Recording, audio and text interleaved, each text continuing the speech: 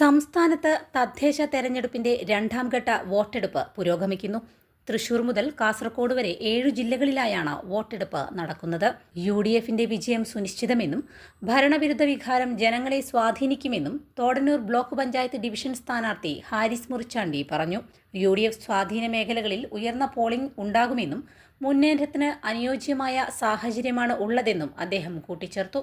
പാർലമെന്റിൽ കണ്ട അതേ ട്രെൻഡാണ് കാണാനാകുന്നതെന്നും ജനങ്ങളുടെ ജീവിതത്തെ ദുസ്സഹമായി ബാധിച്ച കേന്ദ്ര കേരള ഭരണത്തിനെതിരെ വോട്ട് ചെയ്യാൻ ജനങ്ങൾക്ക് ലഭിച്ച അവസരമാണിതെന്നും ഹാരിസ് മുറിച്ചാണ്ടി പറഞ്ഞു. നമ്മളെ സംബന്ധിച്ചിടത്തോളം ഈ തോടന്നൂർ ബ്ലോക്ക് കടമേരി ഡിവിഷനിൽ UDFന്റെ വിജയം സുനിശ്ചിതമാണ്. കാരണം ഭരണവിരുദ്ധ വികാരം ജനങ്ങളിൽ അലയടിക്കുന്നുണ്ട് എന്നുള്ള കാര്യത്തിൽ ഒരു സംശയവുമില്ല. വാഞ്ചേരി പഞ്ചായത്തിനെ സംബന്ധിച്ചിടത്തോളം നിലവിലുള്ള 18 സീറ്റിൽ ബഹുഭൂരിഭാഗം സീറ്റും നേടിയെടുത്തുകൊണ്ട് UDF വീണ്ടും അധികാരത്തിൽ വരും.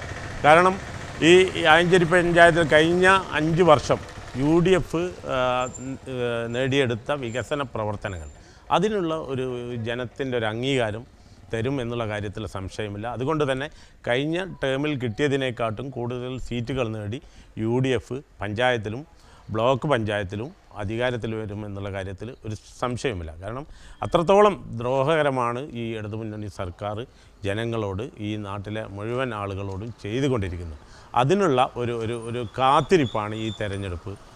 വരാനിരിക്കുന്ന നിയമസഭാ തെരഞ്ഞെടുപ്പിൻ്റെ ഒരു മുന്നൊരുക്കം എന്നുള്ള നിലയിൽ UDF വമ്പിച്ച വിജയം ഉണ്ടാകും എന്നുള്ള കാര്യത്തിൽ സംശയമില്ല.